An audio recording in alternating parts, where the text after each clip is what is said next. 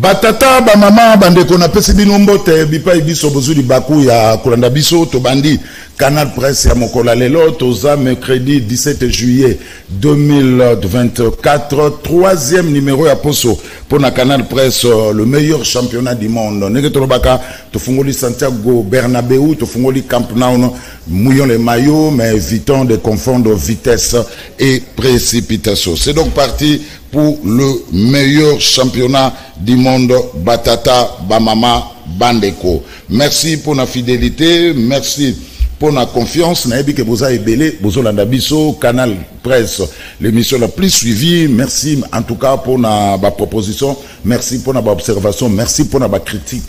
Tozawana pour la conserver bino en tout professionnalisme. Merci beaucoup amis téléspectateurs. Merci à l'équipe technique piloté, commandé par Serge Makosso, qui pour tous les grands maestros. Voilà cette grande équipe technique, Tozana Bango, compagnie. Merci beaucoup, amis téléspectateurs. On a commencé en retard parce qu'on attendait un invité. Il est venu vraiment en retard. On devait commencer à 9h15. Il est 9h30 minutes. 15 minutes de retard, je vais récupérer mes 15 minutes de retard. Rubrique joyeux anniversaire. Joyeux anniversaire. Naruto qui est dit là, la plus belle fille de Massina. Ah, il va commenter que ça la kawa. Riti qui est dit là, Malembe. Riti Wanabimi. Riti qui est dit là, la plus belle fille de Massina. Ah, Riti qui est dit là, la plus belle fille de Massina. Les qui a Rodi Louadio.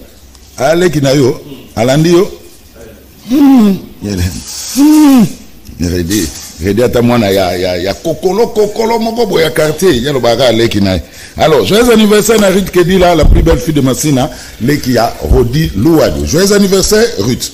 Merci beaucoup. Joyeux anniversaire à Siva Malassou, 19 ans d'âge. Siva Malassou, 19 ans d'âge. Joyeux anniversaire, Siva. Voilà, 19 ans. Joyeux anniversaire. Merci beaucoup. Joyeux anniversaire à Beni Kinkela, 11 ans d'âge. Beni Kinkela, 11 ans d'âge. Joyeux anniversaire à yo, Beni Kinkela. Beni Kinkela, joyeux anniversaire. Oh là là, beau programme au bien. Veambata, wapi Beni Kinkela. Wapi Beni Kinkela, Veambata. Malembe. Hein? Baboui na binezoko tan antenne. Malembe. Beni Kinkela, yeyo. 11 ans d'âge.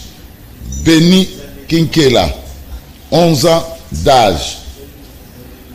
Joyeux anniversaire, Béni. Merci beaucoup. Tokei. Joyeux anniversaire na Ibravi Makila. Ibravi Makila, la fille à Lovi Makina, depuis Luvungi, croisement Luvungi Kasai, na commune ya Barumbo. 20 ans d'âge. Ibravi Makila. Yewana. 20 ans d'âge. Joyeux anniversaire. Joyeux anniversaire à Moïse Bakonga, 26 ans d'âge. Voilà, Moïse Bakonga, 26 ans d'âge. Joyeux anniversaire Nayo. Moïse Bakonga, 26 ans d'âge. Joyeux anniversaire. Voilà. Et c'est lui. Merci. Merci beaucoup, Bosé Ebele. Igo Bosé. Merci. Zolanda biso depuis Londres, de retour en Belgique à la T, na Kinshasa le 3 août. Igobose, merci. Ndenge bozolanda biso. Merci beaucoup. Merci na Gis Lombaye. Merci na Maman Claudine. Gis Lombaye na Belgique, Maman Claudine à Brazzaville. Merci beaucoup. Merci. Alors, première partie, on reçoit Jeannot Lopepe, avocat. Mbotendeko. Mbotendeko Zour. Merci beaucoup pour l'invitation. Voilà, Jeannot, on va décortiquer deux faits d'actualité avec Yo. La première, on commence par la Cour des comptes. Cour des comptes, est-ce que, question directement, est-ce que la Cour des comptes a la compétence il y a convoquer Gilles Alinguet? Bon, d'abord, on une fois de plus, merci beaucoup par rapport à Motuna Wana. Vous avez dit qu'il y a Katia Mboka Nabiso, tout ça d'abord dans la Constitution. Vous allez comme la loi fondamentale de notre pays, vous avez organisé l'État dans l'institution sur la Katina Yango. En dehors de la Constitution, nous avons également d'autres lois. Tout ça, on a la loi organique, tout ça, on a la loi ordinaire, tout ça, on a le règlement, et tout ça, on a d'autres lois dans le cadre de la jurisprudence, dans l'accident juridique, il y a Mboka Nabiso. Alors, ce qu'on a les soucis, même, il y a les stratégies, il y a Mboka Nabiso. À soit qui décision que non, il fallait instaurer une nouvelle Cour des comptes, de sorte que non, mandataire public de l'État, comptable public de l'État, base à la contrôler à chaque fois dans le cadre de l'exercice, il y a leur fonction. Et dans le cadre de contrôle, ça peut arriver que non, et quelqu'un peut tomber dans la faute de gestion. C'est à ce moment-là, la Cour peut se lever pour dire non à la mégestion, non pour la stopper la faute de gestion. Alors, par rapport à Tolé, j'aime parce que Obenga le avocat et non comme politique sur cette question-là. On a une suite à la loi organique. La loi organique numéro 18 023 du 18 novembre 2018. Ce qu'on a une loi, on a organisé composition, organisation et fonctionnement de la Cour des comptes du début jusqu'à la fin du premier article. Jusqu'à la fin, il est démontré nulle part que non, le procureur général paie la Cour des comptes, paie directement, n'est-ce pas? Il y a qu'on initié une action ou bien qu'on initié une enquête par rapport à tout pour le moment la ville de Kinshasa. Pour Nani, parce que ce qu'on a une loi, il y a une loi organique sur la Cour des comptes. L'article 13, l'article 14, au commun que non, les secrétaires congolais, n'est-ce pas, au Parlement à l'époque, il y a 2018, ça qui beaucoup plus la compétence, l'exclusivité et l'action. Au moment où il y a un niveau, il y a président, premier président de la Cour des comptes. Donc, celui qui est habilité, il y a que ça la initiative. Celui qui est censé même, il y a que poser un acte. S'il y a des soupçons par rapport à un signé Songolo, c'est au premier président de la Cour des comptes, il y a que ça les locaux. Malheureusement, tu vivre spectacle, ils sont tellement désolés parce que dans le cas de ton numéro qui est état des droits. L'état des droits, ce n'est pas un cadeau, non. L'état des droits, c'est d'abord les respects du texte. Et que le texte, c'est déjà pour régir la société congolaise. Voilà pourquoi la Cour que non, la Cour a la compétence. Mais néanmoins, c'est au premier président de pouvoir initier l'enquête. Donc, cette initiative qui relève du procureur général pour la Cour des comptes, c'est une procédure. D'abord, ils ont violé la loi organique, ils ont régir. Cour Nabango, deuxième élément encore important, comment il faut baïba. Dans la loi organique, l'article 88, il est prévu, il est dit que non, la procédure est d'abord inquisitoriale. Cette procédure inquisitoriale, est d'abord secrète. Elle est écrite, contradictoire. Ce n'est pas à publier dans les réseaux sociaux. Donc, l'acte que le procureur général, pour la Cour des comptes, a publié, communiqué dans les médias, ça viole même la loi organique. Alors, comment expliquer que non, au lieu de respecter la loi organique, vous avez organisé cette cour-là, malheureusement, tout le monde spectacle, on a dans les réseaux sociaux, un communiqué, il y a un cours d'appel pour démontrer que nous, voilà, attiré en accusation d'un DG, il y a Camille, et il y a également M. Gilles Alinguet, quelques inspecteurs. Il est vrai, ce qu'on a une loi, parce que dans la loi à Kala, avant la modification, il y a l'ordonnance portant organisation de fonctionnement, il y a IGF. À l'époque, ils avaient sans problème. Mais lorsque M. Tshisekedi Tshilombo, le président de la République, azui yango, a rattaché yango au niveau de la présidence, comme parmi d'autres services, on a relevé au niveau de la présidence. Je pense que non, si ce point-là, la possibilité est totalement différente. Donc, si cette question-là, on a répété que non, c'est que les procureurs généraux après la Cour des comptes à Sali yango, d'abord, ils allaient en violation de la loi, ils ont organisé cette cour-là, et ça, le macanéo wanate. C'est très important. Il fallait article là, chef on a direct, au niveau de la cour. Premier président, il faut la banquette, préalablement conformément avec la loi organique. Malheureusement, tout le monde communique, on a créé base inutile. Et là, ça ne nous arrange pas. Parce que nous sommes avocats, nous sommes des observateurs de la société. Nous avons tout ça n'a pas procédé au niveau de la Cour des comptes. Mais on était vraiment étonnés connaissant les procureurs avec son intelligence, mais à tomber dans derrière on se pose la question. Procédure, ils ont d'abord pré-juridictionnel. N'est-ce pas? Et je dis même si on m'a juridictionnel après. Bon, boni, on retient les réseaux sociaux. Boni, on publie. Quel est l'élément fondamental? Oh, et ça, on publie le quoi? Na gosu qui s'appelle la loi du cerveau de Gosul. Ce que dans l'avocat qui a l'article 88 et le biboui, la procédure devant la Cour des comptes est inquisitoriale, secrète, écrite et contradictoire.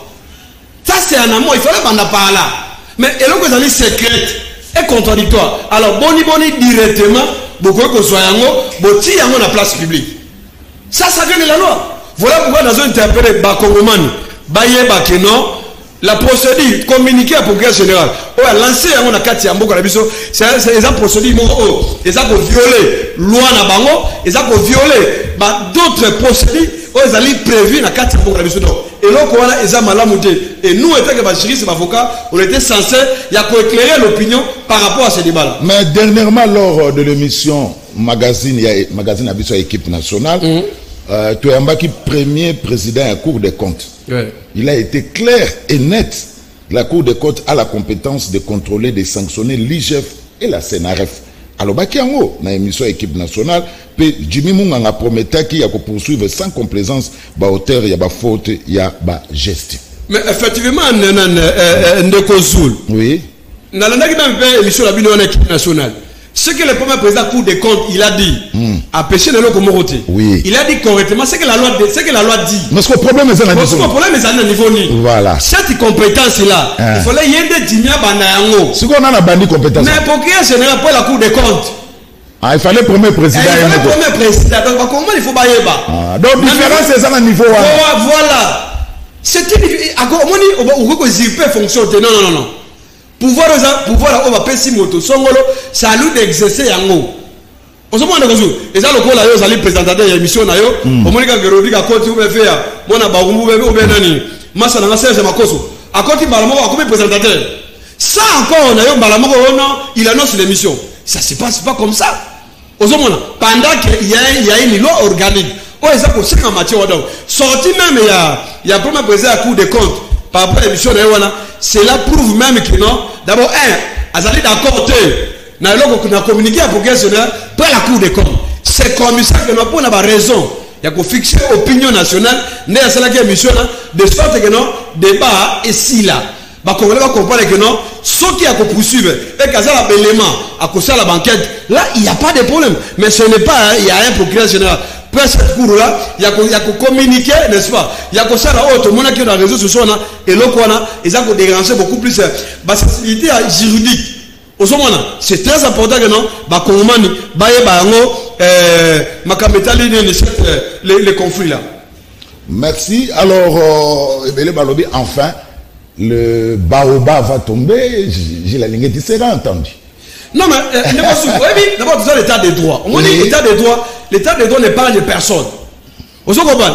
Et ça la Ngaï, et ça la Yo, et ça la Serge Makoso, et ça la Gimbutu, et ça la Gilles Alingeti, et ça la inspecteur, et ça la même le président de la République, même le premier ministre, député, sénateur, ou bien tout citoyen congolais. Monsieur Josué justiciable.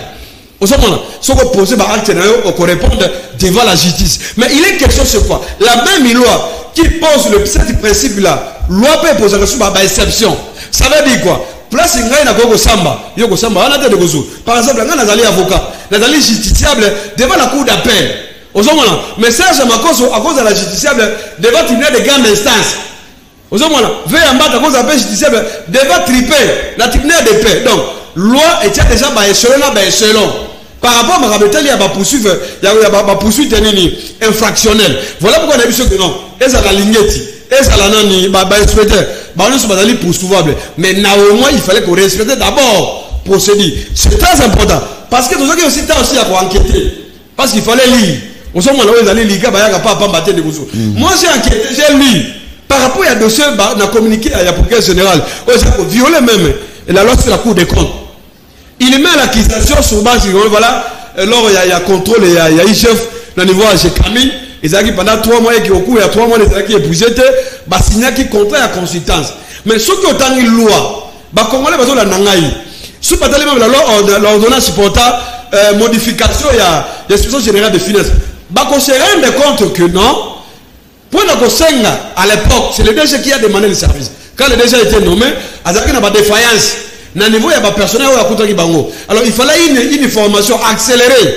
On peut permettre que non, les personnels n'aient pas à l'outiller de sorte que non, mais qu'on réponde quand même à la tente, il y a ces camines. Parce que non, ces camines, les parmi l'entreprise, quand c'est un bon bel carte à l'État. Malheureusement, il n'y a pas de problème. C'est comme ça que non, cette opération-là a eu lieu. Or, c'est quoi l'opération que non, on a envoyé les inspecteurs. Les inspecteurs ont la formation là-bas. C'était bien passé d'ailleurs. Et les cas qui n'ont pas de sur ce point-là, il n'y a aucune faute. Il n'y a aucune faute. S'il y avait une faute, je crois que moi je suis bien placé comme avocat. Il y a des choses qui ont. Malheureusement, tout le monde a même spectacle on a oh ils ont république biloko on a et ça les macataires dans le pays oh bah ligne état de droit. C'est très important de résoudre. Quel que soit, est-ce qu'il fallait commencer quelque part? Mais tout le monde est scandale. Babylone, et ça, ça, malamouté, na kati opinion. Ce n'est pas bien. Et je demande même au premier président à coup de compte. Comme je dis même sur Top Congo, na cinq à communiquer, à retirer aussi la place publique. Quand le fait de dire qu'il y a celle qui est mission, je pense que non, dans les jours à venir, à retirer le communiqué, de sorte que non, Yemoko a exercé compétence. C'est très important. Au lieu que mon tomosuso a un piétiné. Mais comment expliquer au premier président sur la cour d'appel au Yébi que ça a la compétence na yoté? Il y a combien là? Non, procureur général après la cour de coup de compte. Ayebi que ça a la compétence na yoté. Pour na saragan. Non, mais voilà pourquoi voilà pourquoi. En suivant même propos, il y a comment il s'appelle le premier président de la Cour des comptes, Jimmy, M. Jimmy Mouanga. Voilà pourquoi ils allaient acter la rébellion institutionnelle. Ce n'est pas normal. Vous comprenez de quoi? Et ça, le coup là, au lani au lamour, surtout proclamé. Donc, comme le gouverneur à Kinshasa, non mais ça se passe pas quoi? Ça se passe pas comme ça, de Gozoul. C'est comme ça que non, on même sorti médiatique, ça prouve que non, n'a qu'à la Cour des comptes, partage à communiquer, n'est-ce pas? Partage à communiquer. Il y a pour que je après la Cour des comptes et créer malaise. Et créer malaise dans 4 cours. Et dans la côté à premier président Cour des comptes, dans l'équipe juge et créer malaise. Au Québec, dans la côté à parquet, d'autres magistrats ne sont pas d'accord. Parce que les magistrats de Gozoul, ils sont esclaves de la loi. Au moment les magistrats sont soumis à l'autorité à la loi. Et non, il y a des sentiments, et non, il y a des baisses sur les réseaux sociaux. Ça n'a rien à voir. Pour la Cour des comptes, ils allaient parmi les juridictions spécialisées. Donc, vous avez la Cour des comptes, vous avez le tribunal du travail, vous avez le tribunal de commerce, et enfin, vous avez le tribunal pour enfants. Ce sont des juridictions spécialisées. Et que procéder, il y a un même. Et ça rappelle différente par rapport à la juridiction ordinaire. Au moment où il y a un parquet ordinaire, ça pose pas un problème. Le parquet peut se réveiller à communiquer que voilà, dans sa banquette, par rapport à ma métal, peut-être de la fuite, autre tentative de corruption. Là, il a le plein droit. Loi peut se ministre, mais pas au niveau de la Cour des comptes. La Cour des comptes, ce n'est pas au procureur général pour la Cour des comptes, mais cette compétence relève plutôt de son président qui est censé l'opinion. On nous annonce que Nicolas Kazada est Mboka. Non, mais bon, moi je suis d'ailleurs, vous savez que Toyoki Yango, ça c'est vrai. Mais ce n'est pas encore confirmé. Non, mais on ne confirme absolument rien. Voilà pourquoi moi je ne vais pas spéculer comme les autres compatriotes. J'utilise le conditionnel. Toyoki avec via vos confrères journalistes, commis en haut. Mais pour Nangaï, je pense que d'abord au départ, il y a Nicolas Kazadi. Ils allaient contester la carte opinion nationale. Peuple congolais, c'est pas là qui était Nicolas Kendaki. Donc ils allaient sortir tellement contesté, ça créait même la colère populaire.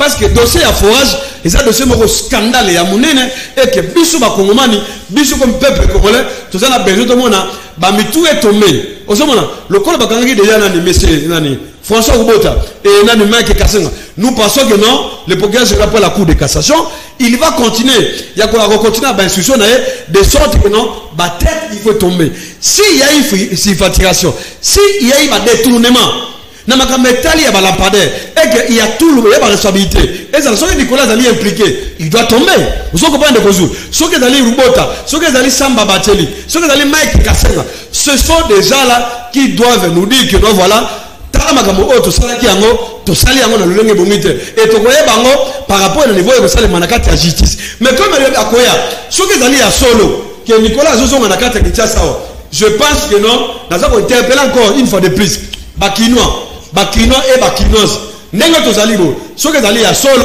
je pense que non il faut te préparer basifle na biso te préparer bavuvuzela te préparer babandero n'est-ce pas te que na koyamba Nicolas Kazadi pour na kolakisa que non Nicolas Zongi comme Zongi na ye peut-être tokoyeba maintenant la vérité makametali ya forage pour nani parce que Nicolas Kazadi lui est comme l'ancien ministre de la finance va financer au moins 71 millions de dollars américains pour na construire ça au moins 1000 forages mais au jour d'aujourd'hui de consul ce qu'on s'allait d'enquête comme l'homme du terrain au commun que non on se rend compte que non tu allez dans moins de 300 forages n'a pas de dans l'équipe 300 c'est comme ça que nous disons il faut tout monde clair mbongo à l'état ils allaient mbongo ils allaient mbongo nanga yo futaka impôt ngala futaka impôt parce que futaka ba taxe donc tout ça la besoin que non et comme va question de cause politique on va protéger Nicolas on va protéger nani Rubota ou mec Kassenga non on n'a pas besoin de ça ceux qui Nicolas Zali innocent to koye bango à partir de la justice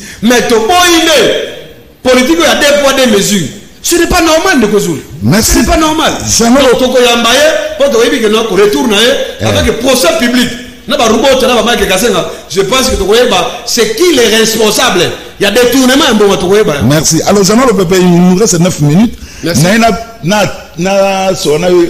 y a actualité parce qu'il y a toujours parfum de l'actualité. Au cas où le gouverneur a commis les banques mon lettre. Alors, il y a une actualité parce que nous traitons l'actualité. On va essayer d'être objectif. On a vu une lettre que le gouverneur de la province de Kinshasa, Daniel Bumba, a écrit à Banque Moko. Kinshasa le 11 juillet. Serge Makoso peut aller. Kinshasa le 11 juillet 2024. Numéro SC bar 029 bar KB bar GVK bar 2BL bar 2024 transmis copie pour information à honorable président tout ça à monsieur le directeur général Yabank Mokoawa na Kinshasa Gombe au concerne demande de financement monsieur le directeur général. J'ai l'avantage de solliciter par la présente auprès de votre institution le financement d'un import de 200 millions de dollars américains à l'effet de la réalisation de projets de la ville tels que 1. L'opération coup de poing, assainissement qui va s'étendre sur une durée de 2 mois. Le plan de transformation numérique de la ville de Kinshasa. Le travaux de construction et d'entretien de la voirie urbaine, l'aménagement ou la construction de parking, les travaux d'aménagement d'une gare routière et d'un port sec, l'aménagement de fourrières et de la construction de casernes de sapeurs-pompiers, la construction de bâtiments publics. S'agissant particulièrement de l'opération coup de poing assainissement qui va s'étendre sur une durée de 2 mois, elle comprendra 4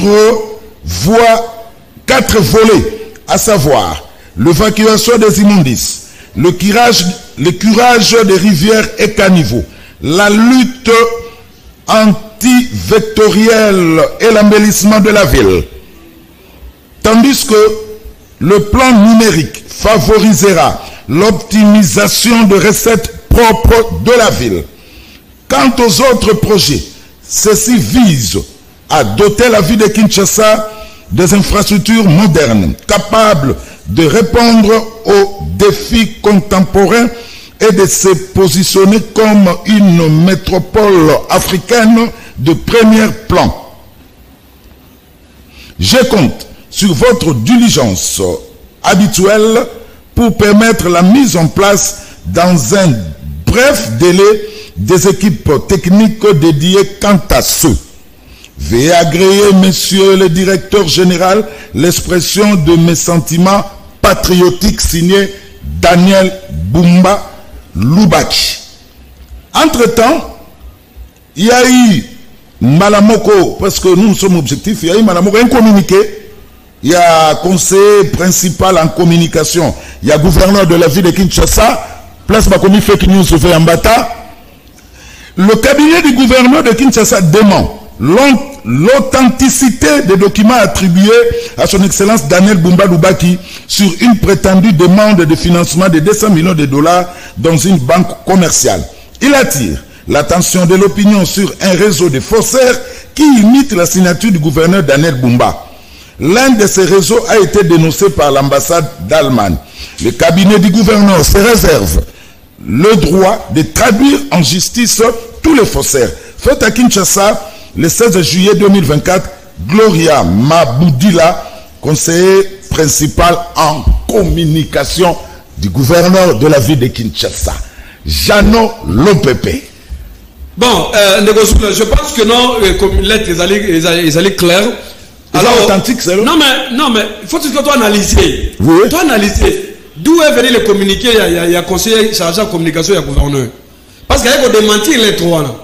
Soit disant, par exemple, imiter, signature, il y a gouverneur, monsieur Daniel Lubaki. Mais ça pose le consulat dit, moi, il n'y en a pas battu. Il est vrai que non, on va démentir cette correspondance. Mais néanmoins, moi je pense que non, Quinois et Quinoise, il faut faire la commission. Il faut l'année là-dedans, comment on appelle ça, Daniel Bumba. Par rapport à la gestion, comment il va porter la solution, parce que ce qu'on a même les trois là, même si on va démentir, mais tel spectacle est à lobby. On a qui descend sur le terrain. Bon, tu appelles l'être Moussous. Le spectacle est à lobby dans la de vie. On a la question. Ne consul, que ce soit ma paix ou pas, mais ma place, Moussou, ma ouest, et c'est dans un bureau, il y a Kimbuta, non? Vous pensez que dans un bureau, est-ce que ça c'est un problème. Voilà pourquoi je n'interpelle même Daniel Bouman équipe Naï. Ils doivent travailler. Et non, il y a aussi la politique, mais il y a la victimisation. On a besoin d'un résultat. On n'a pas besoin de oh non, voilà, la goutte qui va les alliés propreté, voilà pourquoi on a joué à la bureau. Non, de Kozoul. Ça se passe pas comme ça. Parce que jusque-là, depuis qu'il était le messieurs là, nous avons même un plateau, nous avons tous suivi. Comment Daniel il ne vient pas dans son bureau. Il y a un bureau officiel, il y a l'État. Alors, s'il semblerait que non, c'est là où il a installé son bureau dans pour des raisons commerciales. Non, il semblerait. Mais on va vérifier encore après de Kozou. Parce que ce n'est pas normal. Vous allez gouverner. Bureau à l'été, c'est la mabé ou bien madame. Babanagana ou Moussala de Kozou. On a dit à l'époque d'abord, il y a même d'autres ministres contre la fonction de Yéni. Parfois, il trouve absolument rien du tout. Il n'y a pas de papier. Mais il commence d'abord quelque part. Mais ce qui se passe avec Daniel Lubaki, en tout cas, on a bien noté. On ne comprend absolument rien du tout. Ce qu'on question est simple. Si à mettre un petit bureau quelque part, ce qu'au bureau, c'est le tas de ville ou bien les amants, on aime la pose. Ce sont des questions que ma question va retourner en haut. Élément encore, monsieur, de questions importantes. Question d'investiture. Il y a gouverné. Pourquoi ça traîne? Vous comprenez Toyoki va nous encore. Il semblerait encore que les députés provinciaux, dans 6 mois, il y a paiement anticipation. Mais s'il vous plaît, nous sommes dans quel pays par exemple? Nous sommes dans quelle ville? Pendant que l'Assemblée provinciale, pendant que la majorité. Mais c'est l'IDPS, non? L'IDPS est majoritaire. Ce qu'on soit l'IDPS est majoritaire, c'est que tout des douaniers, on dit ça que il y a qu'on a vu que non, c'est l'IDPS qui bloque l'investissement. Il y a un gouvernement qui dit ça, non? Parce que par exemple, majorité. Au nom de quoi, on va poser veto pour que les villes soient en retard. C'est comme ça que nous disons. Dans le bac, que non, Daniel Bumba Lubaki, à cause de la côté de Kozulu. Vous comprenez? À cause de la spectacle, à cause de la annonce, et au finish, et cause de la bon, prenons le cas que parce qu'on parle, prenons le cas qui a 200 millions. Et Belé Balobi, la lettre n'est pas bien ficelée. Non, mais c'est ça aussi le chronogramme n'est pas respecté. Voilà, alors, si même ici, pas de mentir en haut, mais je pense que c'est ici l'occasion. Il y a même son directeur de cabinet. C'est très important. Parce qu'il y a même un manuel, il y a un code. Vous savez, il y a une correspondance administrative. Il faut toujours que vous avez un manuel. Vous savez comment les journalistes en ligne, il y a la correspondance. Et ça a différent. Formulation. Comment interpeller son directeur de cabinet qui est notre confrère? Non, mais écoutez, même si vous savez que moi je contredis, lorsqu'on l'a nommé officiellement, moi je vais donner mon point de vue comme politique. Dans le but que non, écoutez, eh bien, Daniel Bumba, il a épousé dans la corporation Nabino. Et pourtant, à l'IDPS, il y a beaucoup de chemins. Bon, il faut interpeller pour Nanini par rapport à des. Non, mais c'est-à-dire quoi? Barou va démentir correspondance. Dans les jours à venir, il faudrait que non, à tenir compte. Il y a un règlement grammatical à correspondance. Parce qu'on fait tous les affichés. Et qu'on les gagne, on attend de résoudre. On voit, il y a tout à l'heure l'introduction, l'accord, et la conclusion. Donc, ce sont des éléments autres, comment on encore dans comment il s'appelle Israël Moutala. Je sais que c'est un homme intelligent, il s'est démarqué dans les d'accord. Mais tout à entre la journaliste, il y a directeur de cabinet. Parce que directeur de cabinet, tu fais partie comme des membres politiques. Aux membres du cabinet politique. Donc, l'on est déjà journaliste. Mais c'est à peine arrivé au pouvoir, hôtel de ville, comme c'est dans la banque. Il n'y a pas de recettes dans l'hôtel de ville. Mais, il y a des questions photo tourner. Il y a un moment, il faut faire des émissions spéciales. Uniquement 2h30, parlons de Kinshasa. Parce qu'il faut tout ça d'abord. Et d'ailleurs, comme gouverneur de Kosovo, c'est les remises et reprises. Remises et reprises, à côté de combien de banques? Ils n'ont pas communiqué. Toi, il monte avec Daniel Bumba, l'équipe n'a pas coupé dans les yéli. Non, ça n'est pas les yéli, pas la carte. Il y a Magambo. Faut que tu ailles faire la carte. Bah, elle va se remise et reprise. Bah, coûte combien par exemple dans la caisse? Est-ce que mobile là, a dit 0 francs ou bien mobile a dit combien? C'est très important. Au moment parce que ceux qui vont à la moko, vont tomber, même si va démentir en haut. Je pense que non, ils sont déjà mal partis. Qui tient ça à ça, la recette est belle. Ceux qui regardent rien que dans le secteur, il y a un motard. Dans ma moto de Gozou, qui ne peut pas avoir des millions de dollars. Vous comprenez? Il y a une émission que non, Daniel Bumba, il faut faire attention. C'est ici aussi l'occasion. Il y a qu'on interpelle l'Assemblée professionnelle de Gozou. Même si le député va nommer, c'est le moment parce que nous contredisons. L'Assemblée, on a dit. C'est le moment où le député faut jouer un rôle dans Bango.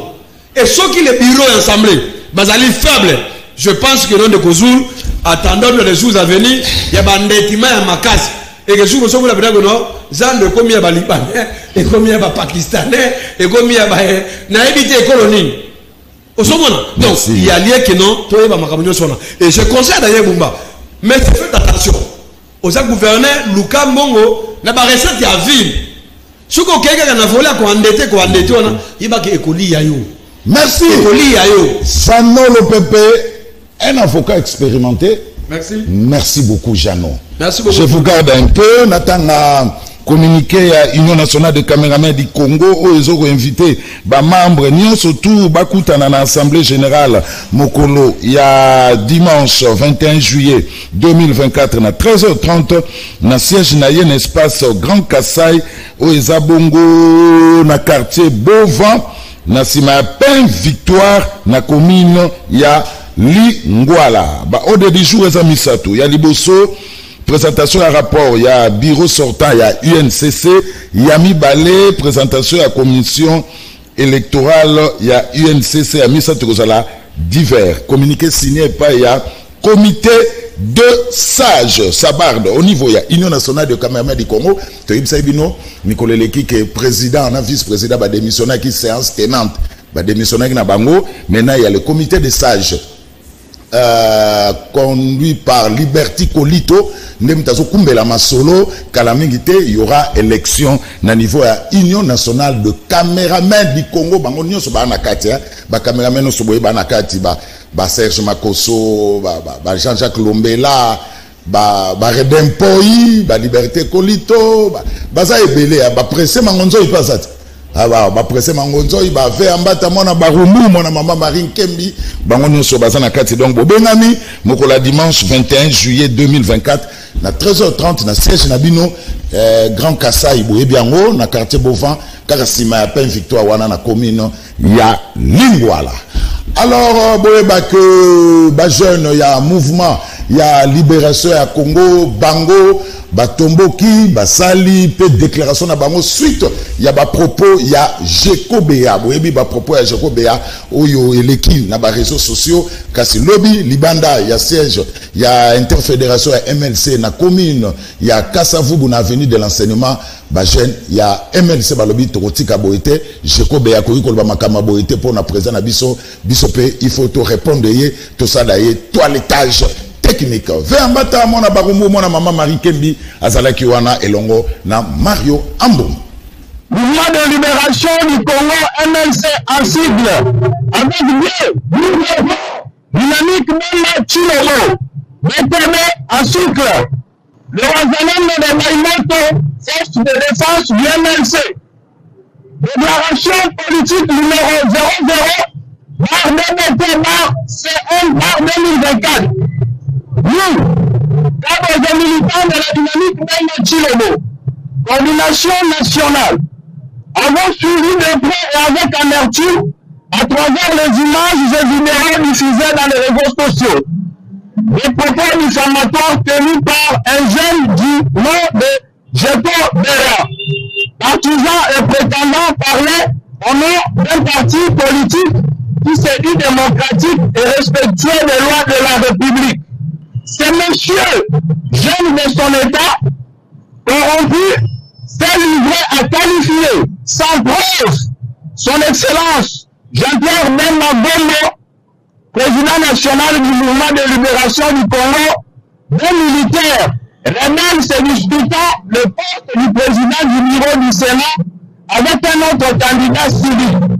Une position qui lui permettrait de saboter les efforts par lui-même fournis pour la réélection du président de la République, chef de l'État, son Excellence Félix Antoine Tshisekedi Tshilombo.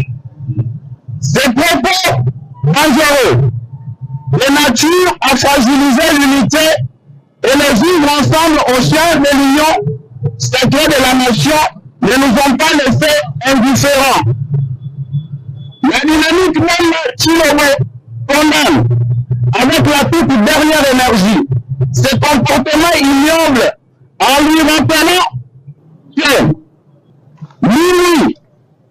ni sa main, ni son parti, personne alors personne n'a de monopole. La dynamique même Tshilombo condamne avec la toute dernière énergie ce comportement ignoble en lui rappelant que ni sa main, personne, et en tout cas personne n'a le monopole de la violence sur toutes ces femmes. La dynamique même de Tshilombo fortifie ces Wazalendo et l'ensemble du peuple congolais et leur demande une fois de plus de demeurer vigilants, de ne céder ni aux menaces ni à la provocation, surtout de ne pas se laisser distraire par des futilités et mensonges de la rue, mais de se concentrer sur la recherche de solutions aux vrais problèmes qui rongent les Congolais et de continuer plutôt à soutenir sans relâche même providentiel Jean-Pierre Bemba Gombo, qui se bat pour l'intérêt général du peuple congolais, suivant la vision de son Excellence Félix Antoine Tshisekedi Tshilombo, chef de l'État.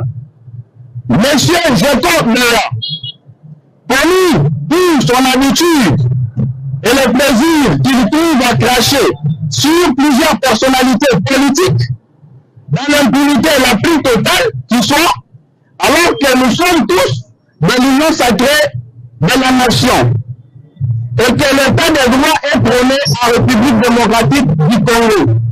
Nous devons savoir que dans l'expérimentation de sa folie sous effet de substances nocives, son Excellence Jean-Pierre Bemba Gombo et le MLC, dont nous sommes membres, ne constituent pas une sorte de rat de laboratoire pour subir sa réplique avec effet néfaste de ses propos par toutes les voies légales. Nous demandons aux autorités du parti dont il prétend être membre de prendre des mesures qui s'imposent face à cet égarement qui dépasse toute mesure raisonnable.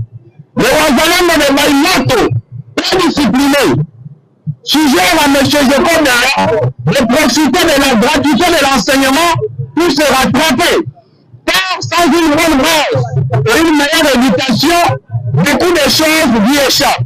Et puis là, en train d'allumer le feu, dont il ne saura supporter les retours de flammes, tel un chien sans encadrement qui court le risque de se heurter à un lit. La dynamique de Machilebe saisit l'opportunité pour réitérer son soutien indéfectible à son président national Jean-Pierre Bemba Tshilebe. Autorité de référence, lui qui pense constamment Congo et Congolais pour les loyaux services qu'il ne cesse de rendre à la nation congolaise depuis son jeune âge, avec une dimension de patriotisme sans égal partout où les besoins l'appellent. C'est à Kinshasa le 16 juillet 2024. Voilà, on est à Bajen. Il y a comment le Bajen Nini fait en bata le Wazalendo, il y a MLC. Voilà, bah répondre à propos, il y a Jeko Bea, Binomoko Bolandaki. Donc, on a proposé cet élément. Le Wazalendo du MLC répond à Jeko Bea. Alors maintenant, tout est un débat. Machine ma politique. Bonne. Oui, ça va. Merci de l'invitation. Mbote na bayimbo ganyo soba Bolanda biso esikanyo soba zali. Mbote na tata mo konjoye ko le sikazali. Mbote na Premier ministre na biso Mama Judith Tuluka. To pesi mbote sikazali to ebisi Mama Zala Makasi. Priorité za la basoda na biso bazali na front. Continuer na bango ba moyens nécessaires. Ezali priorité pour que tolonga etumba ezali na ngambo ya est. De kozulu na PCP mbote na déchet ya ligne martyre congolais. Na PCP mbote pour asali kosala l'île maritime. Na PCP mbote skazali azali kosala mosala malamu. To PCP mbote skazali sans oublier aussi Miguel Karim. Bazali kosala mosala ya ba jeunesse et kolakisa lokumu ya ba jeunesse na Congo mobimba tout consort. Omoni ba biloko to komiko kende nango ba Wazalendo ya MLC ba répondre Jeko be nyonso to mona ngo ba distraction. Ole to se concentrer na makambo mususu mais voilà ba biloko to komiko vivre. Il faut avoir ya kolobaka biloko mususu. Omoni okozwa téléphone na ndako na osali vidéo mais oyebi eloko vidéo ane ko salati. Okoko kende pe elengi ya caméra elengi ya micro o créer eloko mususu. Oyebi eloko to créer te. Naza ko benda bandeko na nga matoyi de gauche à droite surtout biso bandeko yi de presse. Toza komi benda matoyi makasi to keba to bate na lolemo na biso to tika ba problème. Chef de l'état zawana ba nommé en tant que ba élire en tant que indépendant. Azali mokonzi ya union sacrée. Azana te pona yi de presse. Azali wana po tous les partis politiques baza ba parti na yi. Azali mokonzi ya MLC, il y a INC, il y a AFDCA, il y a IDPS. Il faut tout comprendre biso IDPS. Donc tous allez se comporter que biso de to tindi mokonzi ya mboka na sommet et ali mabe makas to keba toza na virage moko ya mabe puisque l'air munguna lingaka déstabiliser ba banda kana bitumba na kati ya ndako. So monika ndako na we komi makelele ndeko Zulu il y a un danger. Tata mokonzi ya fongola misu ban conseiller na ebazana ba cabinet ba fongola misu batale loko e bandi oyo ba biloko to bandi yango na kati ya parti biloko to bandi ba biso bato ide plus to komiko répondre bato union sacrée et yani malamu te eza virage moko ya mabe makasi to keba na kosenga na bandeko na ngai soko meli chivas na yo o meli nani na yo Nidia Daniel na yo o meli mai na yo zala na maîtrise zala na contrôle ya ba biloko meli keba ekoya kopelisa moto na coin mususu to ana ngukiso na ba problème te peuple congolais a cause de la social peuple congolais a to silisa guerre na est asala besoin te akoyoka ba biloba loba na biso o lieli pona ba chemwa bo bandi biloba loba ezakete to batela. Merci. Jean Teddy Kachama. Bon, batu boyebi que machine ma politique Daniel Kabea aza ya IDPS boyebi yango bien. Naza sous na mutayi de pes no sous wa Jean Teddy Kachama Non, Teddy Kachama. Teddy, hein? Teddy Kachama, IDPS. IDPS. Mbotendeko. Fédéral P. Bon, bonjour, Ndeko. Dans ce pays, Mingi, na invitation, na bino, na PCP, pour débattre, na Mbote. Je voulais un peu rebondir aussi na dossier, na outil au monde, il y a vidéo, Ndenge Ndeko outil Koloba, toza équipe Moko, il faut pas tiraillement ya moi mike to télémé la Congo ce qui est un moi problème entre nous sommes une famille politique oyo tokoki ko bomana rappel mais na ko senga pe na bande ko na biso ya union sacrée ebele surtout ba communicateur tango baza koleka et comme lokola oza propriété privée ya mutu songolo ou bien azande ko nangai tout le monde a qui na makambo soki personnalité moko peut-être vexé ata alobi mabe biso toza bat pour défendre le président de la République il faut tout défendre quand la tête toza na tribu moko toza na parti moko non s'il y a le mal il y a le mal il faut bande koto banda ko se recadrer pour na ngai je suis contre les propos et j'ai comme malgré na landa qui en côté parce que nous battons beaucoup avec René Bonganga na battons surtout pour na kimia ezalaka de même to condamna qui peut propos à Jean-Lucien Boussa ce n'était pas bien et avec ça qui n'est pas biso et ça biloko ya bien quand toi tu es dans un gouvernement tu es piloté dans mutumoko après ozoya kolobakeo azana manque de leadership to mona ki ndeko Jean-Lucien Boussa abundisa ki memba poza na motema munene abundisa ki memba ko ratise ti na mutu na ko ratise ti na bureau ko ratise mutu membemba na sepelanga na epo azalaka aigle azalaka likolo na moni bandeko mususu ba bandi lisusu tango papa mbemba longwe na défense on dirait ministère de la défense ebege bakomi ko critiquer na olanda ba émission mususu bato bazoloba non nous devons défendre les nôtres na ba place union surtout bazokende na ko mema bango côté moko na ko yebisa ndeko na ngape machine makambo ezotala na IDPS eza fait privé toza ko bongisa po ete toza la ordre de bataille to banda ko kende ensemble mais boza ko bongisa na ko zongela yo ndeko Kachama alors nazana Christian Maes ensemble pour la République Mbote Mbote ndeko Zulu na pesi mbote na ba co-débatteur et puis na ba téléspectateurs nyonso bazali ko landa biso de partout na kolobelo ko mongo ndeko Zulu commissaire provincial de la police ya ville ya Kinshasa apesa ki numéro moko pour que ba kinoa ba benga kasoki ba kutani na problème ya insécurité mais loko zali ko sala passe numéro wana esengela ki za la numéro oyo appel nango ezala gratuit mais to moni que ceux qui ont une unité numéro 1 il faut avoir des unités pour appeler la police toko tuna ndeko oya ko eli likama na 1h du matin oyo cabine sika bako teka unité ezalité akosala ndengeni donc tozo beta mbela na bandeko ya la police baye bako tia numéro wana ya la police 112 ezala numéro moko oyo ba congolais bako yiko benga yango gratuitement na kosi ça fait kolobalika mwandeko Mike Mukeba ite oyo akokisi 425 jours na boloko na mboka oyo bengami ya état de droit ndeko Mike Mukeba esengela ki azala libanda to komona ndeko Constant Mutamba azali kotambola partout koloba makambo nyonso etali ya justice sauf ka ya Mike Mukeba donc tozali koloba tezali dossier moko ezali purement politique. Et puis ndeko Chéribin Okende uta mokolo ya samedi akokisaki une année ensemble pour la République na famille na biologique tozalaki na paroisse Notre-Dame tozalaki na messe pour commémorer une année depuis que ndeko Chéribin Okende ayebaki ko tika biso pona ko suki sa ndeko Zulu na manda ya ndeko Jantini Ngobila bandeko na biso ba motard ba wewa ba bande ko futa 500 francs congolais chaque jour. Baebisaki bango kezalaki pona kotonga ba parking tinde ko Jantini Ngobila longwe gouverneur ba parking wana etikali kotonga mate bongo ba 500 francs ya batu o ba bande ko zwa ya ba motard et servir na bosala musala nini parce qu'ils nous ont dit que ça pona kosala ba parking pona kotonga ba parking asika. Comment se fait-il que na mboka moko ba ko fixer taxe o ba bazo futa mikolo nyonso tala na Kinshasa tozana combien de motards Mbongo futama ebele esika ekenda ezate. Et puis dans une émission télévisée, Gentil Ngobila lobaki ke ayebi likambo wana ya ba 500 francs ba futaka wana.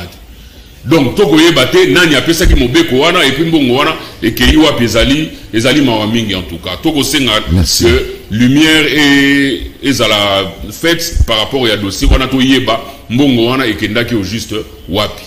Ndeko Kachama na 6 ans à pouvoir ya IDPS. Est-ce que Mboka Nabiso est réalisé ba avancer tozo au rond-point Ndeko Kachama? Ah, na 6 ans vraiment en tout cas vu les boulots ndenge zalaki to réaliser ba avancer makasi vraiment. Hein? To sepelaka koya kopesa vraiment ba bilan ya action chef de l'État eza moi ebele makasi to bandi na gratuité de l'enseignement. C'est une réalité. Il y a ba avancé makasi to za na ba école ezalaki là na koluka moyen na ya poto banda ko expliquer point par point.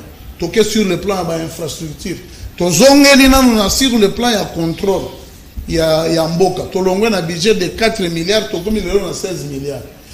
Et là on est IGF oh lelo bato opposition ba jano lo pepe bato nyonso tout ba komi baza ko appuyer IGF mais président oyo achaki IGF wana balingaka ko ba critique kaye. Il a rehaussé ça abandeli yango na minute to komi na une affaire ya to récupérer na contrat si commune o bandeko ya jano ba liaki lisusu to récupérer 7 milliards de dollars na Congo. Eza ba makambo ebele to monaki bandeko Katumbi bazalaki na ba passeport te bazalaki bato bazalaki libanda omonaka wanande bo réaliser ba avancer non ba avancer sur le plan démocratique. Nalikaki nanu na remercier yo bato ba epsaki ngai na remercier yo soki na komi na plateau na yo mpona vous êtes des bons journalistes dans la carrière ebele koleka ba journaliste mususu ba mususu soki mutu atande kondenga za wana toyoka te ke journaliste nani invité a uti na plateau na ba ke ko kanga été yo okotinda omoni mutu pon na moni ndeko atani makambo ya par exemple ya Mike Mukebai il y a d'autres journalistes qu'on appelle les journalistes corbières baza ko mema bato na kati ya ba kumba en tout cas félicitations wana ba combattant ebele ba kumisaka yo ezate ke mutu aleki na plateau ozotuna ba question po aboma kaka mutu yango to lingi toloba ba avancer sur le plan par exemple ya ba infrastructure. Actuellement, on vient de signer, on vient de signer 900 km Yanzela et que Longwa na Lubudi, côté à Loalaba, na national numéro 1, 900, on vient de payer, c'était le mercredi passé, Baouti Kostala Yango. Ce qui est à niveau, il y a sur le plan social, économique, au ba avancer eza ya makasi mingi. Dollar est comme combien? Dollar eza problème ya je peux vous dire ceci. Non, je peux vous dire ceci. Dollar eza na 28. Dollar eza problème ya contexte ya économie mondiale. Soki toke na Nigeria, président oya koti na Nigeria asali kaka une année. Comme exemple à 69% ya taux d'inflation. Mais chez nous c'est pendant les 6 ans, on a maintenu à 29%. Tout ça, le seul pays, na Nigeria, va subventionner un problème à carburant. Mais chez nous ici, l'État est en train de subventionner un problème il y a carburant à l'eau surtout. Tout sur le plan il y a social, ba école, ba école plus de 1000 et quelques écoles les a construites. Na Congo. Toké na programme il y a 145 territoires. 145 territoires, c'est une réalité presque dans chaque territoire. Mais lobby na journée na biso basan kusuto la kisa ki babi 145 territoires na basan kusuto. Non, même pas koyo comme non, wana sikoyo eza problème ya entité oyo azakuna oyo bapesa ki soki eza UNICEF, soki eza CFF, soki eza BSECO. Wana eza na problème ya kolobela na mingi te parce que problème ya régime eye écoute tout ce qui n'existait pas actuellement, Togomi dans la zone économique, bazo saba bakaro ici na Kinshasa. Oh, il y a plus moins cher. Et l'équipe est en makasi kolekati. Il y a l'équipe na oyo ya Chine. C'est pour vous dire que va avancer et ça makasi. Olobi ba infrastructure kasama osoleki na Kasavubu. Osoleki na Bokasa. Na Bokasa. Osoleki na Kabinda. Oui, na osoleki na Kasai. Oui, na osoleki na Kabamba. Osoleki na Wangata. Osoleki na Nyangwe. Osoleki na Kalembelebe. Na leka pe na Birmanie. Na leka pe na avenue Ngiringiri. Na leka pe na oya Kintamo na. Na leka pe na c'est-à-dire yonso tanga ba na pe na so tanga ba oyo to sali. Na leka ba partout yonso na tuna leka. Na leka pe na stade na tata na stade de martyr na kuti na moni lelo tokomi na ba salle ya couverte. Arena. Te arena ezotongama. Musale katani te ba sa soute. Te ezotongama. Mais ba travail ba sa. Ngana leka ki kuna ezotongama. Ngai na le soko lingi to silisi toke na yo to koti kuna ezotongama. Donc il y a des avancées. Ils ont ba avancées pour tout spectaculaire. To longwe na ba avancées spectaculaires. C'est quand même la question. Le premier régime depuis l'indépendance a construit 5 universités. Tanga, Université de Mouni, Université de Kananga, Université de Mbujimai, Université ya INPP, bazo bakisa ba bâtiment, na Université ya IPEN babakisi ba bâtiment. Ebongo ya Mbandaka. Ya Mbandaka est en construction. D'ailleurs, tu as une université équatoriale. Moi, je viens avec des... Merci beaucoup. Massine, calme. Massine, comment expliquer pourquoi le peuple d'abord, si c'est un pouvoir, mais c'est le peuple d'abord, et ça l'a appliqué. Et là, on est bloqué. Va payer belé ça n'a pas problème. Les aka Congo té. Va payer belé ça n'a pas problème na niveau social. Les aka Congo té les angi pas problème. Tous ça les seuls pays où tata mokonzi à côté pas problème est belé mais à cause ça va effort na de façon que to atteindre na niveau où le peuple azali kozela de kozulu. Ce qui te lobby que depuis ton côté na pouvoir sur 100% ici, ils ont un peu le quota.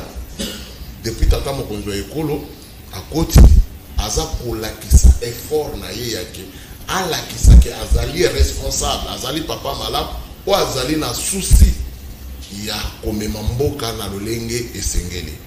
Yango to koloba ke, kozala na pays lokola ya biso tozolite pour na social ya peuple congolais, en même temps, kotoyo, baza ko agresser biso na ba M23 bazali soutenir na Rwanda budget mwanda mbele eza ko kende na niveau ya guerre ozo moneke to ko maintenir toujours socialité puisque mbongo ezo kende na ngambo ya bitumba eza mbongo ekokaki ko kende na secteur agricole de façon que tout ça la banzela tout ça la pe makambo etali bilanga mais priorité na biso soko tuni ata ba membre nyonso ya gouvernement awa ata tata mokonzi alali na muki ata koti 4 heures la muki 6 heures ezali d'abord pour na kotuna ke ndenge nini kuna na est situation eza ndenge nini soki bache budget eza en permanent toujours ekende na lolenge ya bitumba ozomona ke ezozongisa biso na sima na côté ya makambo etali social puisque mbongo ezoko kende na armée ekoko kende pe bakosala nzela ya bandu ville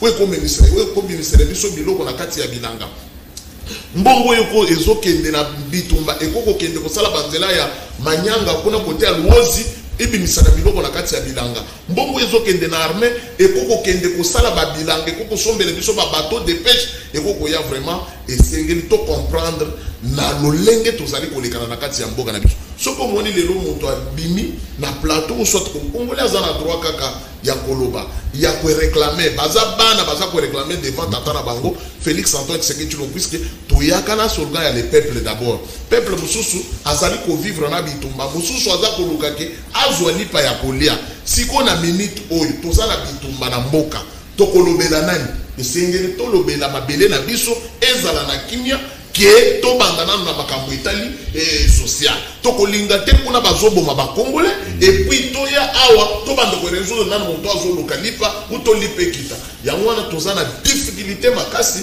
soki ba congolais o bazana bonzambe o bazana makanisi ya koyoka ba komona ke mboka na biso soki Félix azala makasi te mbele euro yo toyebi makambo esi ekomeli biso to eloko nini ezokomela ye tata mokonzi ya ekolo aboyi négociation na barebele ke na kotikala konégocier te mais or na régime na biso ya kala ezalaki na système soki bakangi kanya bayonga okoyoka yaka to négocier yaka koto ozwa pete to négocier bozwa boyi mais tata mokonzi aboyi eloko wana lobi soki bozo intimider ngai ke bokokanga Goma bokokanga Kisangani bokokanga Kinshasa boya mais pona konégocier tata mokonzi aboyi alobi ete akotikala konégocier na ba M23 te mais ye azali wana toujours pona kolakisa ke aza kobonda toujours de façon que a repoussé monguna azonga côté awutaki nani ndeko zulu so tozongi lisusu musika tozotuna na pona social mais bandeko babosala te ke tozana etandi ya Congo ezali munene makasi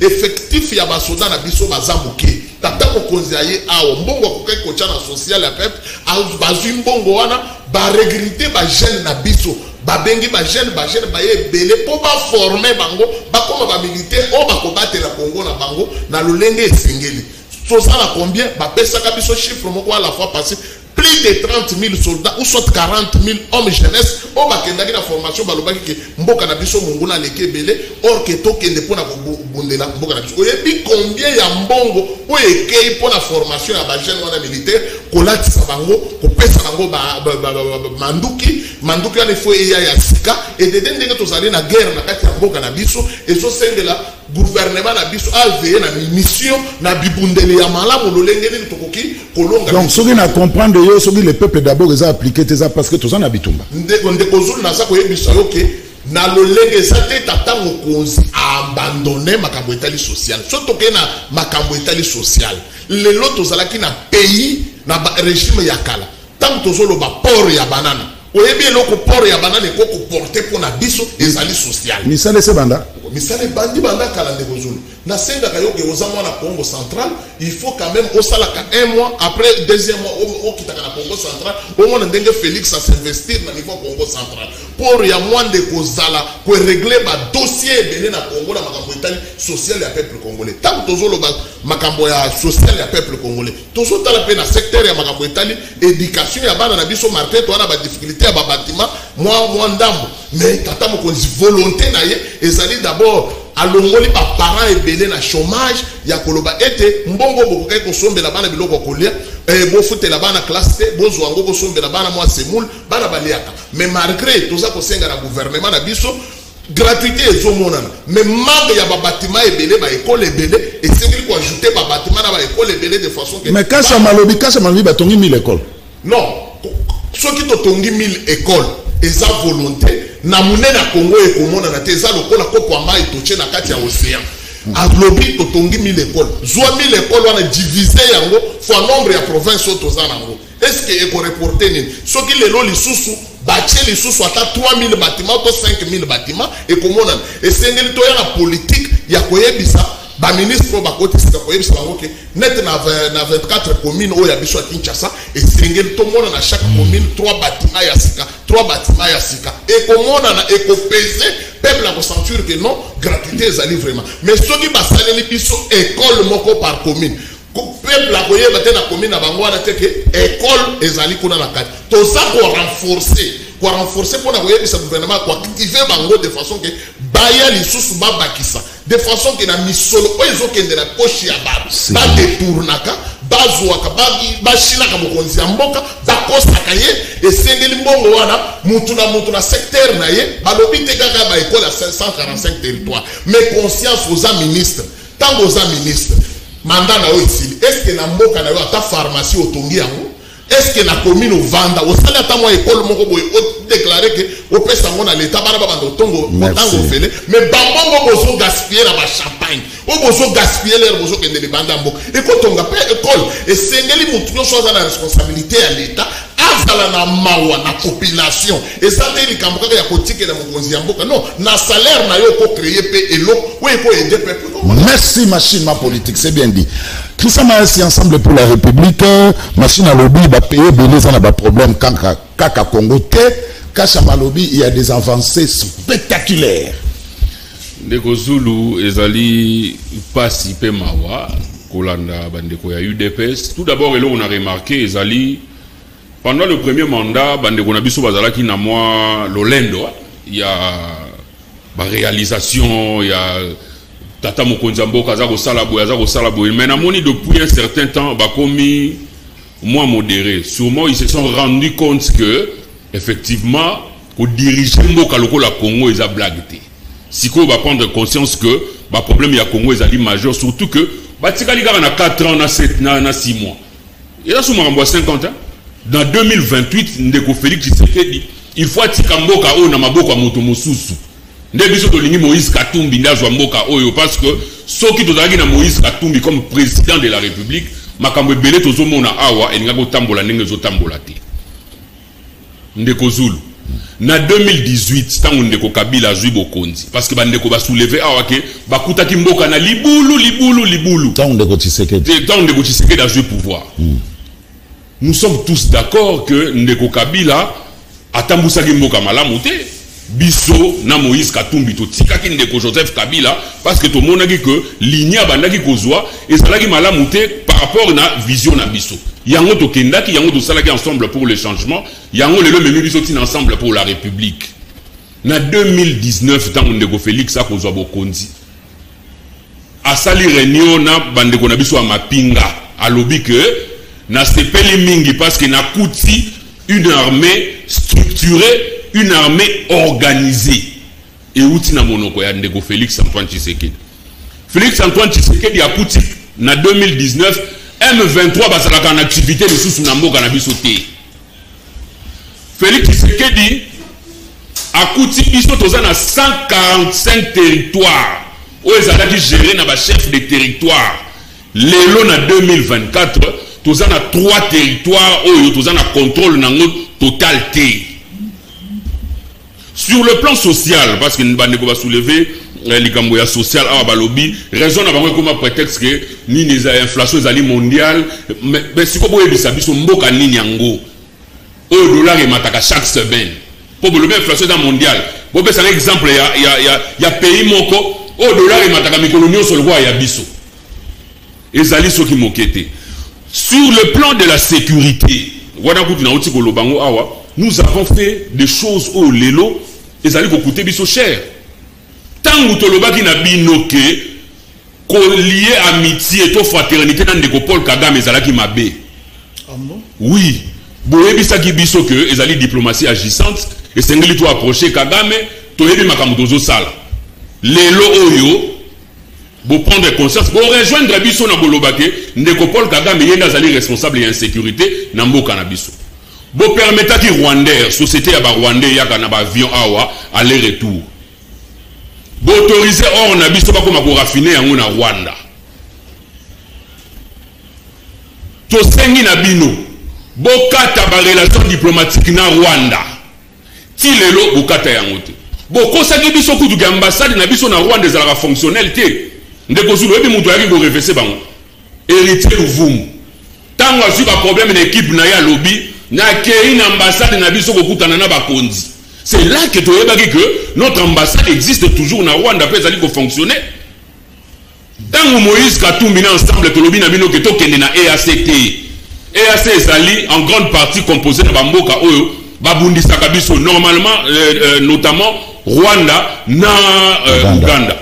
Bobo yaki Ndeko Félix Tshisekedi azui maloba na conférence de presse à lobby. Ça ne sert à rien de se battre pour des terres. Et à Sende Koko Mboka na biso. Les loyo to lingi to longwa EAC to bengi ba troupe ya EAC ba quitter territoire na biso ba kende. Donc tout le monde dit que sur le plan sécuritaire tous en absence il y a politique sécuritaire claire de Kozulu. On dirait to koyeba te to sala ni to sali. Rapport ya Nations Unies. Et lobby na biso polele ke ba troupe ougandaise. Bazo contribuer à l'insécurité. Avant-hier, Patrick Mouyaya na France 20 na TV5. Alors dit polé aza boko quand même kolobate ke Uganda azali parmi bateaux bazo semer insécurité. Pourquoi cet étonnement? Donc tout le monde dit que nous avons une manière faible, excusez-moi de terme, il y a pour gérer cette histoire, il y a makambo ya Est. À chaque fois que le Rwanda nous bombarde, nous réagissons par des communiqués. bauti ko violer awa bauti ko violer trêve humanitaire awa balobi moto abeta cité to observer trêve pendant 2 semaines M23 auti ko beta bombe bandeko na biso bakufi. Et quelle a été notre réaction? Koleka na TV5 pour aller se plaindre comme d'habitude. Yango Moïse Katumbi alobaki na population a Goma na campagne électorale. Rwanda akobanga biso kaka soki tokena ye na système obeti na beti. Ba beti bombe na 12h na 12h30 tu réagir. C'est comme ça que nous devons fonctionner. Sinon tous on montre que la situation est kozala kaka compliquée du jour au lendemain. Bandeko ba pesi même excuse parce que bango baza makasi na ozwa excuse hein. Balobi mbongo nyonso oyo esengelaki ekende na social to na développement eza okende na guerre. Mais ça mamba lokuta tango boso détourner awa bambongo ya francophonie ya nini toza na état de guerre te tango tozo bambongo ya forage na balampadaire bitumeza te tango tozo mona bino na mituka ya cher kokendaka ba fête na Belgique pamba ba sapato ya cher bozo star na ba réseaux sociaux wana mboka eza na guerre te donc ngana moni ke sengeli to longo la réseau na rejoindre guerre tozo linga ba modifier constitution est-ce que bozo tenir que toza na guerre donc tout le monde que nous sommes face à des gens de Bozulu Basali et l'autre côté depuis qu'ils sont là en des avancées spectaculaires. Avancées athées. Ceux qui avancent ça là qui n'a pas d'ende ko ya union sacrée awa, balinga ba bisa biso ba avancer. 1000 écoles au batongi wana. Est-ce que ndeko ko pesa biso cartographie nango? Na Kinshasa par exemple sur 1000, na Kinshasa vous en a combien? Pour la province tant biso ko lobaki to yebité. Na Kinshasa awa botongi combien d'écoles? Pesa biso adresse ba kino bazolanda ba lotal. Et ça marambo lokuta. Ndeko Zulu oui, population azako vivre pas si mikolo nyonso kende na wenze ndeko Zulu kende na wenze omona ndenge nini mama cotisane wenze na 20 000 francs azo yebelo kwa kosomba te. Mais c'est grave pendant ce temps là ezana bandeko mususu bazako vivre na opulence bako kende ba voyage bako ya bako la biso ke bango ne bazui to moni na 2019 awa ndeko Zulu ba na UDPS na lelo soko tali ba au cadre mususu bada différent. Oh badagi ba locataire ba komi ba villa. Oh badagi mwindu ba komi pembe. Oh ba bandi ko vieillir ba bandi ko zonga jeune. Donc tout le monde dit que vous êtes là pour notre intérêt na binomogo personnel plutôt que ya biso. Ndeko eloko salinga pasi ndeko abagisi suna ba université ba tongi. Est-ce que vous avez construit des universités? Oh ezala kite otongi ba komi kotanga. Ou vous avez réhabilité. Et si ka bobongisi na UPN kuna. Na ba matériel ya na ebité soki ya ba chinois ba toiture bandi kokoya au moins ba vidéo on était sur les réseaux sociaux. Donc moi je pense que ceux qui toye ko défendre bilo ya union sacrée awa ezali mawa parce que l'union sacrée n'a pas de bilan à présenter. Biso union surtout à un certain moment en 2019 to kanisa que Félix Tshisekedi ndazali solution parce qu'il fallait Kabila kende. Tout le monde est quand même non azali moi na Etienne Tshisekedi, il prend le pouvoir, il peut quand même faire quelque chose. Mais nous avons vu que Ndeko Félix Tshisekedi a même trahi le combat de son père. Puisque au sein de son parti politique, le ministre va citer un détournement. Nani a bossani que Teni Longondo a cité un détournement. Nani a bossani que Tony Mwaba a cité un affaire à détournement. Parce que le ministre a eu des pestes. Nicolas Kazadi, au Azo Nayoki Koutazo Lelo, l'aéroport de Tukuna. Azam doit y des pestes. Donc c'est une honte de venir nous dire ici que merci un positif pendant des ans largement négatifs. Merci. Merci à maman Claudine. Hein? Maman Claudine, j'étais la biso depuis Brazzaville, après sur Mbote. Hein? Maman na Mario Mbongo. Avec appelé ça machine ma politique. Merci beaucoup. Hier nous pas on a à la TV Siko plein et Tony. Baota la Liga. Merci beaucoup. Merci. Alors, machine ma politique. Nabaina yon, nabanaina kashama. Ce qu'on a yo, machine ma politique, au moment où le chef de l'État est préoccupé par le social, na bitumba o tozanango na mondelu ya mboka na biso, mais dans son propre parti politique qui est l'UDPS, il y a une crise. Quel exemple pour un parti présidentiel? Merci beaucoup Ndeko Zulu. Avant d'abord d'aborder le sujet, on va la toilettage. La toilettage, mais avant tout, na meka côté mais la banti Valero baza ko salir combo ya monsieur DG Jean-Claude Mukendi via Mwenza. Il y a entreprise. Il y a l'île l'île maritime congolaise. Bazali kolinga ko salir tata ya batu na likambo yebi mutuna. Asane.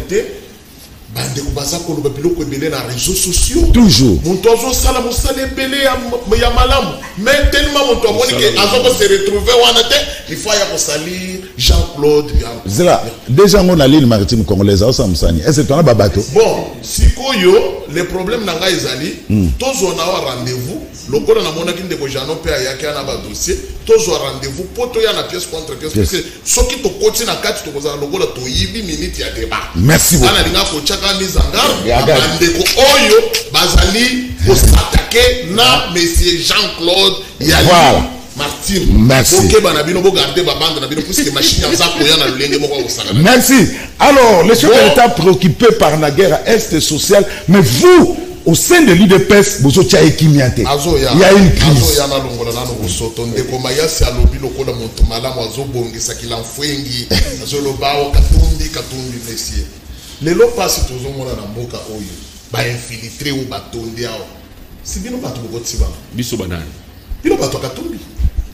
Bino bozali ko gérer na frontière ya Zambie na côté kuna nyonso wana boninga ko sundolola kabila be Katumbi akoti ba infiltré belé bino mo tout d'abord tozala na contrôle na bino na oh nandegeli d'abord nationalité na bino eza douteuse na partie na bino so tali kuna ba mindele ba tondi bazala na difficulté ya nationalité mais siko yozo ya ko yebisa Katumbi ongire Katumbi papa na kotuna yo depuis au botamaki soki na ba 1980 que soki no nanteke oyebaka Katumbi okoyebisa na ba 1985 83 Katumbi était où abimeli wapi tango ozoya ne faut pas koya lokola mo centre lokola sango ozoya devant machine il faut na ba élément puisque bitumba tozo bunda na mboko difficulté toza eza cause na bino côté là to yebate côté ko sala ba classe primaire na bino bo silisa ba bozo ba diplôme ya D6 to yebite to ko tuna yo to ko tuna ka nani Katumbi azoela diplôme na ya D6 wapi oye que c'est quoi le bon Fachi papa ça na kinya Fachi na ko répondre yote kendo tuna bana lemba kendo tuna bana ya ngiringiri ba ko répondre o zonga nanu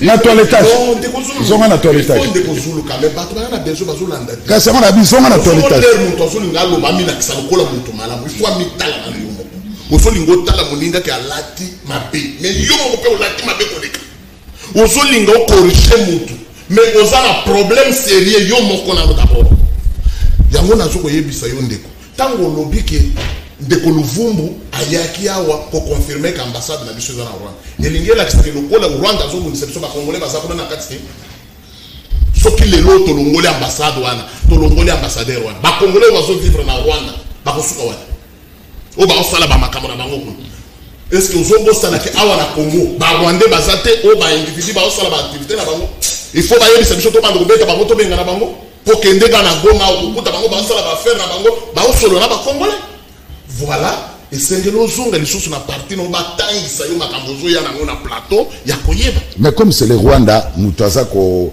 agresser biso pourquoi ne pas rompre les relations diplomatiques c'est la question que Maya s'est posée Ukraine na sali na Russie sala na kimia makambo ya bitumba eza lokola te makambo ya kolia biloko non jamais bitumba ezali guerre o bato bazali ko akize biso mais ezali bitumba toza problème te na ba individu o bazala kati ya Rwanda non ngala komo no Rwanda aleki na zela na betiete non jamais ezala ba Rwandais o bazala kati ya Rwanda baza contre na biloko Rwanda o sala mais jamais to ko ya ko yebisa ba Congolais so moni Rwandais moni lokolo rebelle non to na besoin ba rebelle o bazo ya ko yiba biloko ezala kati ya Congo et on retire malobana ko kenda kana na ba plateau de télévision te pona ko lobaki ba retirer ambassade ezala soki ambassade wana ezala te Luvumbu ali ngabika wa merci beaucoup allez merci na bato ba protéger congolais yozo ya ko merci allez zonga la question soki Luvumbu azala mana nkasina merci machine zonga la question tokenimo rapide comment expliquer que les chefs d'État préoccupés par Mama Est na social bino na IDPS bezo rendre état facile nazo lingana yebisa yesusu ndeko longole difficulté aux anango mayas na linga ko makasi Christian na peso matière ti de façon que tango soki na ba plateau la kisaka ki vanda na ba machine ma politique mais oyo kakati Congo ezaka ka Kinshasa te longole lokwana na mutu oyo vandia ozolo balingala la tongo au moni la tivesse lobi Congo non Congo et ça profond Congo eza musika 26 provinces tangu bazo stade école moko na coin moko boye bakoya yebisa yo ke to stade école na coin moko boye non faut que pesa merci tangu bozalaka na pouvoir katumbi ya salami atonga be ko le so ki bozala batu malamu yo tozalaki na plateau avant ba élection to ba katumbi ya koleka lekeli wa monde ba ridiculiser ko gagner na normal. C'est là, comment ça m'a allez, bon maintenant. Besoin rendre chef de l'État tâche facilité. Crise n'a IDPS au moment où le chef de l'État est préoccupé dans Maramamboka. Bon, merci beaucoup de Kozulu na continuer le sujet. Namoni de Konangai Kachama. Un chrétien d'ailleurs lobby machine tango tozoya na plateau de télévision makambo ya parti eza makambo tozo réclamer. Ndeko Tedinga Chama, mon grand frère, Ngai Aonaza combattate, Aonaza peuple congolais, Aonazali cadre tout réfléchir malam. Makambo tout sali na niveau ya parti et ya makambo soni. Mokonzi mboka limbisa biso, ba congolais nyonso bazolanda biso partout dans le monde ba limbisa biso. Je pardon. Merci. Na sengeli bandeko nanga o bazali na gauche o bazali na droite eza bisote tokokaki kolakisa makambo ya boy toteki image ya mabe pona parti esengeli balimbisa biso po eloko tosalir na mokonzi ya mboka peuple congolais azolezelela biso na esika mosusu biso tokei na esika mosusu ndeko Zulu ndako nyonso ezangaka makambo te ndako nyonso ezalaka na ba problème ba parti politique ezangaka makambo te ezalaka toujours na ba problème tomona MLC awa mokonzi na bango azalaki na boloko ba problème yaki ba ebele ba kimandako biso basala boye mais bayokana kaka toujours AFDC n'en parlons même pas tomona ba problème ebele na ba Del Kahinda ba problème ezalaka toujours na ba parti politique ensemble kutu n'en parlons même pas tantôt ba bengani Francis Kalongo Jacindala kei azolela azolinga bimisa ba vérité oyo pe il fallait ba mettre naye pour mettre naye za Jacindala Christian Mayasa na Francis Kalongo M23 non c'est faux eza biloko lokutana monaki image ya Jacindala lobi azana tawana o mema munduki te ana tango rejoindre batwana te bazalo kola ba oui alobaki yango ngape na landaki yango bandeko balongola image wa ndeko Christian esengeli tango kuti bakulutu landa lokolo ya bakulutu te tozokela mama IDPS tikala lu Christian yo ne bola mama IDPS bakulutu le banani zela azongana na IDPS tika Christian tokei na lobby ndako nyonso ezanga ka ba problème te ata ensemble ezanga toujours na ba problème mais ba gérer ka makambo na bango na lolenge esengeli Toza n'a pas problème, bien sûr. Il y a gestion, il y a parti. Oui. Toza n'a droit, il y a partage, il y a gâteau. Partage, il y a gâteau en haut. Carton, gâteau en haut. Vous évitez que tant que vous avez un gâteau en haut, mais ça, peuple congolais peut avoir pas au parlement. Et ça, il y a des personnes puisque tout le monde est pour toller à tout le monde. Mais congolais, ça fait. Donc, il y a un apaisement. Il y a un bengi, bande cognon, sur la gauche à droite. Bossi, bois bisé.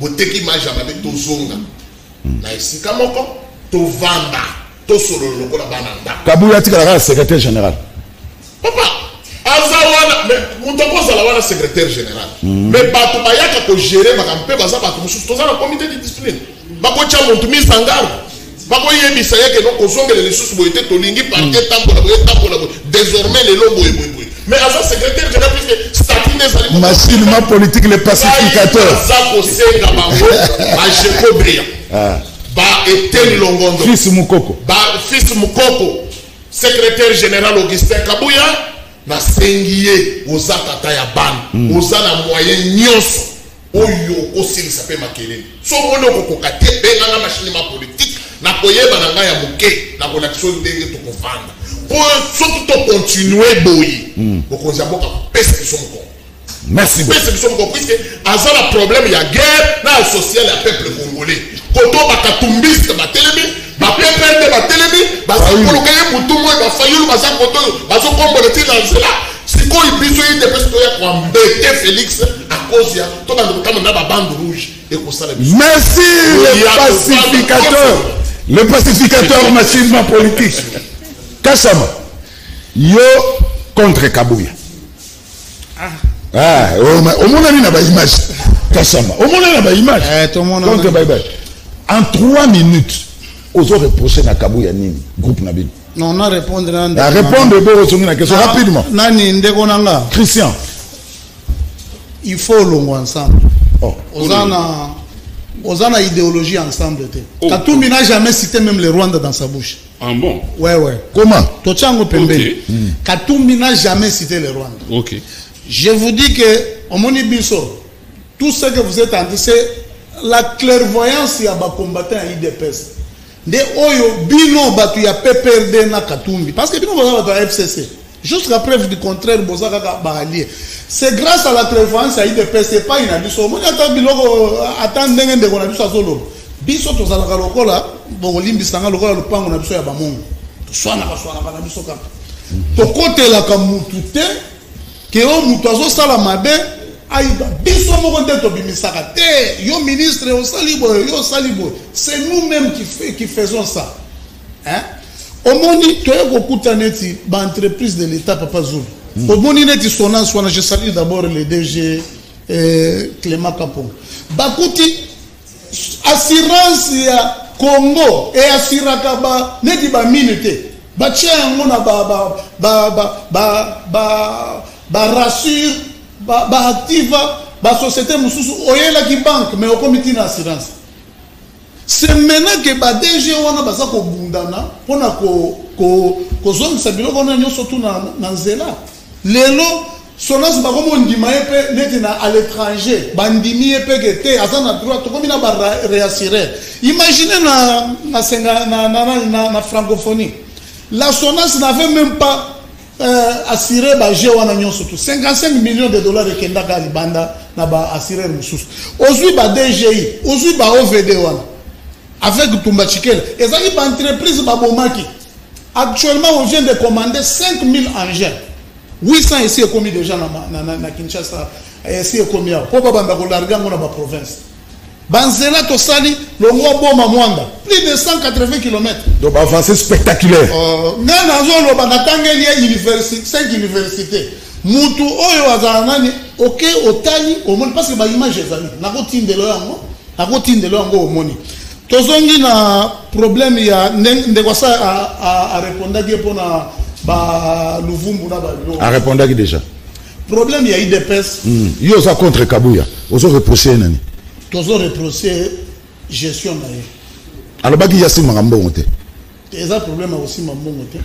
Est-ce que vous avez un porte-parole à l'IDPS? Au monde azate. Mais Azali, papa Kalenga wana bazali. Tolobi boye. Azamalam. A travaillé kitoko. A lobby a pesibiso majorité. A pesibiso nyon soto. Tokoki kondima yango nyon soto. Malgré la majorité wana, ok otali. La machine nyonso bazayi ba candidat.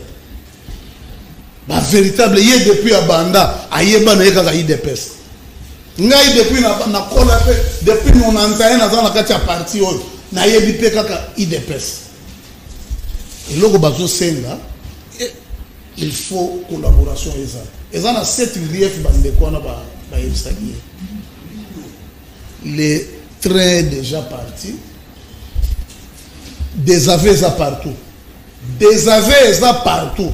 Na koyebisa ba journaliste nyonso wana tout. Batika ko sala biloko bazo sala wana. Ata ye machine naza koyebisa ye. Oza mwambi, vous êtes un prophète de la République. Na ba canal na nyonso to nzambe atali sakaye, je sais que c'est un véritable prophète de la République. Kabouya atika parti. Kabouya, il est grand temps otika parti. Ce qui n'a pas dit qu'au na benyo ke national aza awa. Otali mutu na koye biso papa Kalenga wana porte parole. Ce que moni sapato na yo kondimate ke toza na 5 ans na pouvoir. Ba biso mususu eza na ko diembela epai parce que na yebi ke ba jo ba tambola ka baza banani na ko kanga na nzela boy na boy. Biso toza Les gens réclament beaucoup. Moi, il y a Kolobango Mingi, c'est-à-dire pour vous dire, au Taliba Faustin Nyat, quand on a dit que ça, loba avant matinée, il suffit au monde Etienne Tshisekedi de reste mémoire place à Zalagi à Ningisi Lokolo. À Ningisi Lokolo, c'est-à-dire pas toucher les autres parties est comme le département nyonso sur les autres Tony Magaboya Kolobango n'a pas médiaté. Mais trop, c'est trop. C'est lui qui fait partie de tout ça. Si quelqu'un a matinée, à Betinzali. Si quelqu'un a matinée, à Betin 12. Si quelqu'un a matinée, à Betin Diabo. Si quelqu'un a matinée, à Betin Lissap. C'est pour vous dire que, il y a un bilot comme Soussou, et ça, un moment, Kaboum les a qui kakaboye.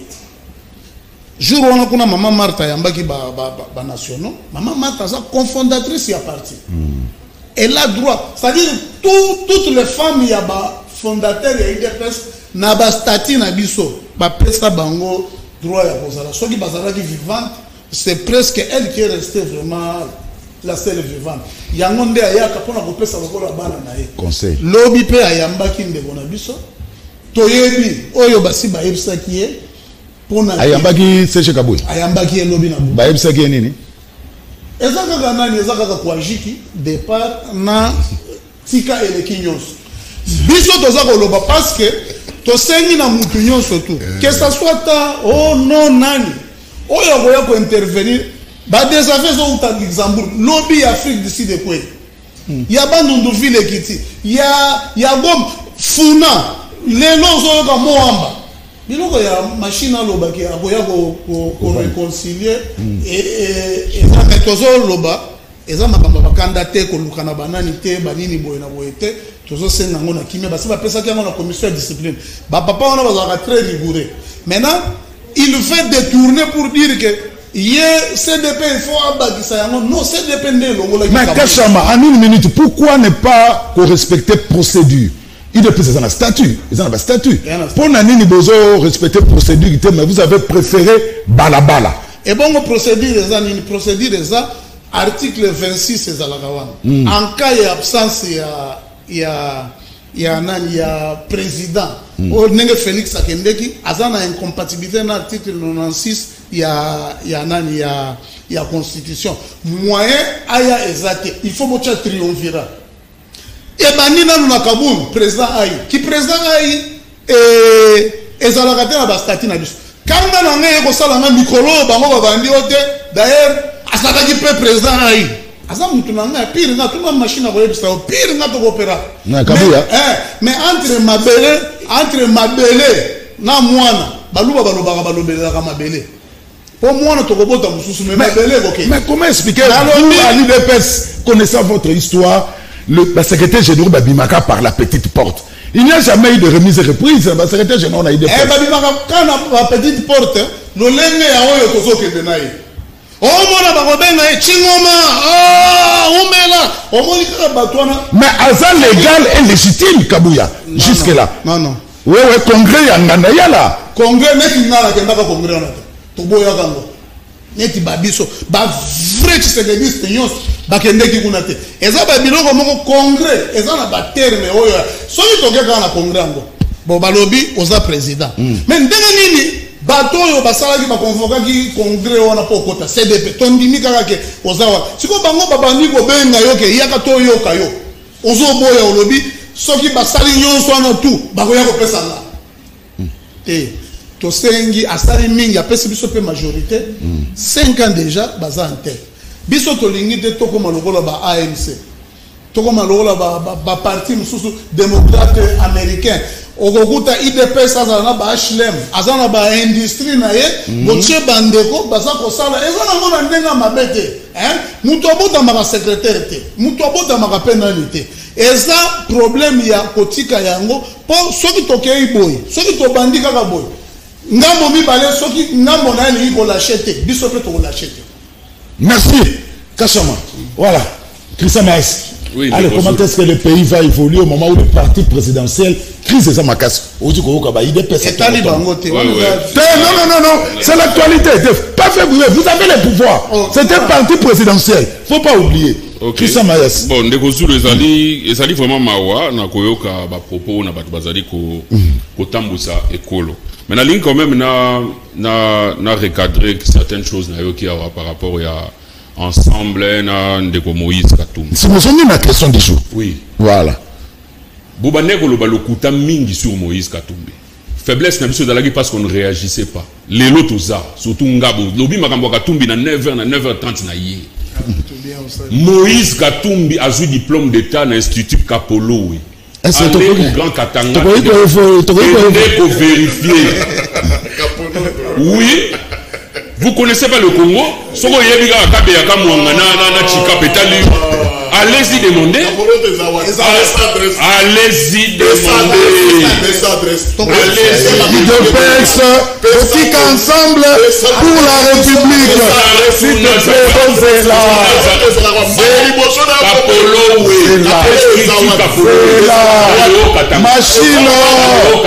Machine. C'est là. Kachama,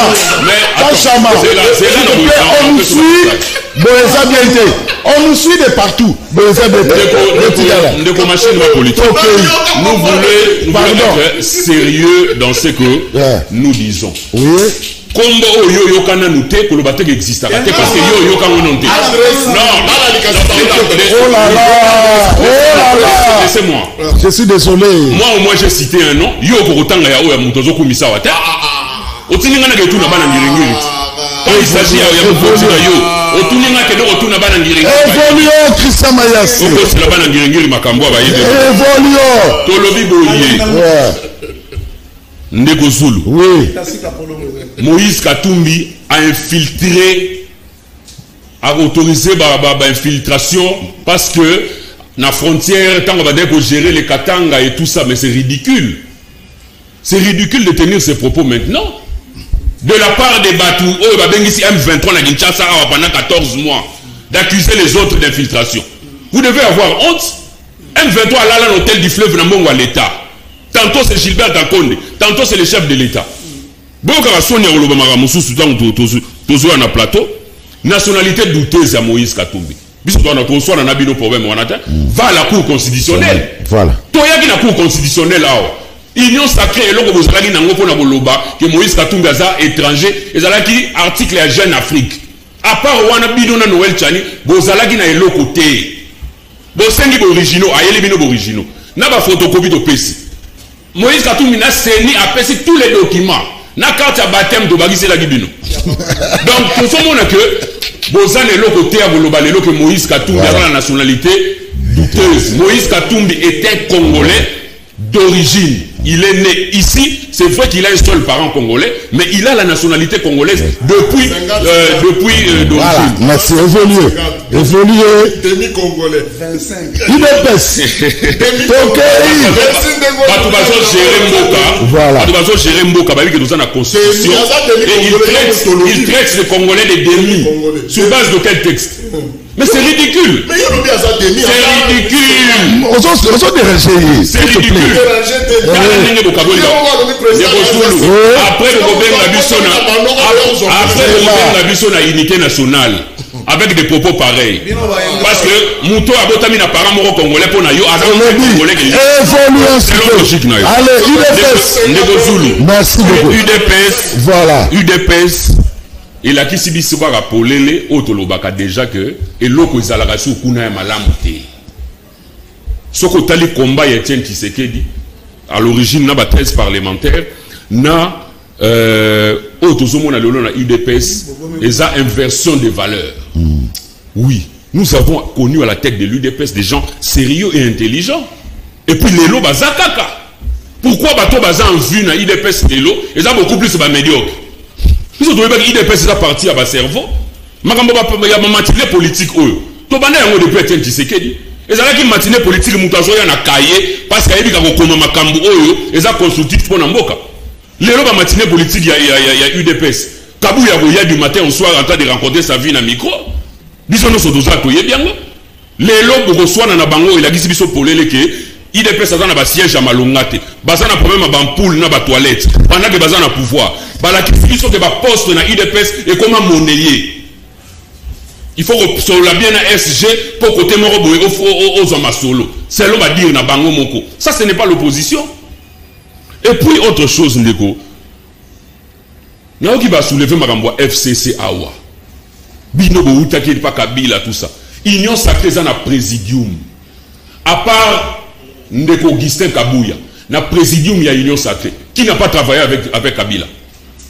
Bino Badobolingi FCC. Na Jean-Pierre Bemba. Il a non, ne citez pas les noms ici.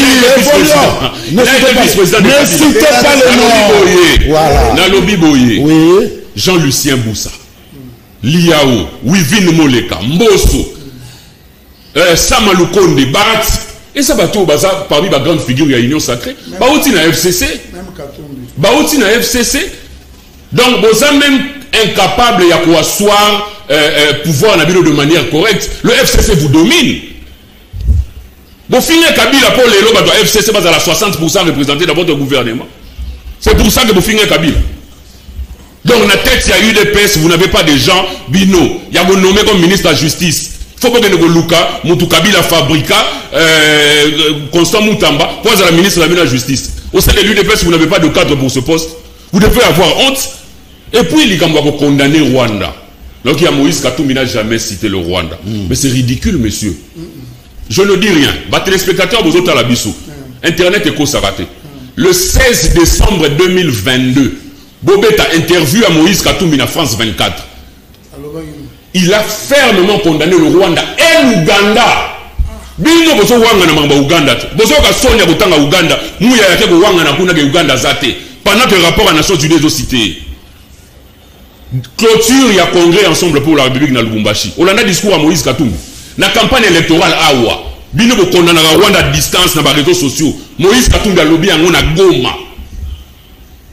Que lui, président de la République, Rwanda bête distance na 11h, na 11h30 distance au koya na Rwanda.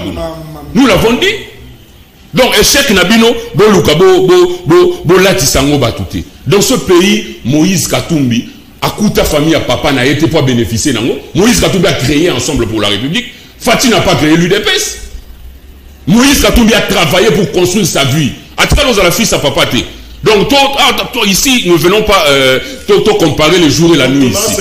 Donc, nous sommes venus ici parce que Mbokezan a besoin, il y a Makan ici. Mais ce que j'ai dans Koloba, pour la UDPS Nasuka, on peut s'attaquer. Au moins, de quoi exemple est ensemble pour la République, mais et ça, on peut être opposé sur le plan des idées, mais au sein du parti politique, la personnalité compte. Moi, je pense que remercier Kabouya de cette façon, pour n'anga ils ont ingratitude. Mais laissez pas personne en bois. Oui, je dirais ça pourquoi? Parce que Kabouya a travaillé de manière à ce que UDPS passe en amont élu. À Kabola, la même machine à voter n'avait pas battoir. Aujourd'hui, vous ne pouvez pas manquer du respect à Augustin Kabouya, comme ça, ça les logos, mon côté, dans UDPS. Augustin Kabouya a servi ce parti, bien que moi je suis de l'opposition, tout ça, quand même, dans le bilan, il a parlé en mal de Moïse Katumbi dans la matinée politique pour le moment, mais c'est quand même quelqu'un que, même dans l'adversité, nous avons respecté Kabouya. Respectez-le quand même pour ce qu'il a fait. Merci beaucoup. Merci beaucoup. Les choses vont revenir dans l'ordre. Le Kabunda, ça c'est pourquoi il y a encore du désordre. Merci beaucoup. Donc, même Moutagoya après Kabouya, il aura les mêmes problèmes parce que l'IDPS n'est pas assise sur l'idéologie. L'IDPS est assise sur l'intérêt personnel. Il y a un lelo. Merci. Et puis, de Kozulu Makamuna Bango en interne est concerné nation T. Merci beaucoup. Désordre IDPS, c'est une distraction parce qu'à l'Est, on continue à tirer. Merci beaucoup. Yango, machine politique a pris conseil. Gouverneur Daniel Bumba Bandi Mabe, Biloko Wana Eza Biloko Toboya qui est pas Yango Bila. Mboka Oyo Tozali na chancité, Guy Makumbi. Bachante nyonso ya Milvestre eza ya kokangama. Kachama oyoki po bazofuta biso te déjà 3 mois pe misusu plus. Oyoki na 2006 na 2014 Kabila alonaka nini na mboka po a stabiliser taux ya dollar. Ordi Kabila azalaki na budget à 4 milliards kasi train de vie ezalaki stable kasi lelo bino inosake boza na 16 milliards kasi lelo rezo simbate Auxerre. Angola a joué guerre pendant 25 ans. Kasi vie sociale na bango eza bien. pe biso pona nini tozo koka ko stabiliser makambo te pepe lelo kabu ya kitisi IDPS trop bas pe ezoyebana te vrai IDPS ezali wapi batu oyo babunda pona IDPS ekoma na niveau oyo baza abandonné Timothée lelo ya chichi na tombu na ye azali kolela eloko oyo amonela pasi mbula na mbula lelo ekomi ya kosakana na yango tubi lelo na RDC tokoki kolobela IDPS ndenge na Angola mpela pe na Afrique du Sud ANC kasi oyo ya biso pasi kaka Sylvain Kapolowe ezana likasi Moïse atanga kuna toyebi yango Kingombe Fachi atanga na Mbanza Boma na Congo Central Paulin IDPS basala congrès po batia siège mosusu pe président Abima Tolembi ba ai ezanga combattant les pacificateurs merci et l'autre tu peux retenir kaka Moïse Azasen. Ah, nakanisi oko conclure. Nakanisi oko conclure. IDPS. Nous avons pouvoir de défendre Maraboye. N'a reçoit semaine prochaine. Voilà, merci. Mais non. Semaine prochaine parce que le mandat qui est en retard. Nasilisi peine arrêté parce qu'il y a une animation après.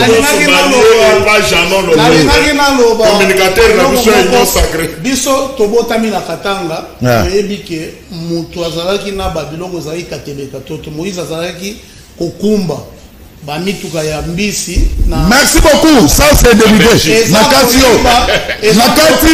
merci amis téléspectateurs. Kolobate semaine prochaine. Na boy na bi pono kolobate. Tokutani lobi c'est dit botika la malam.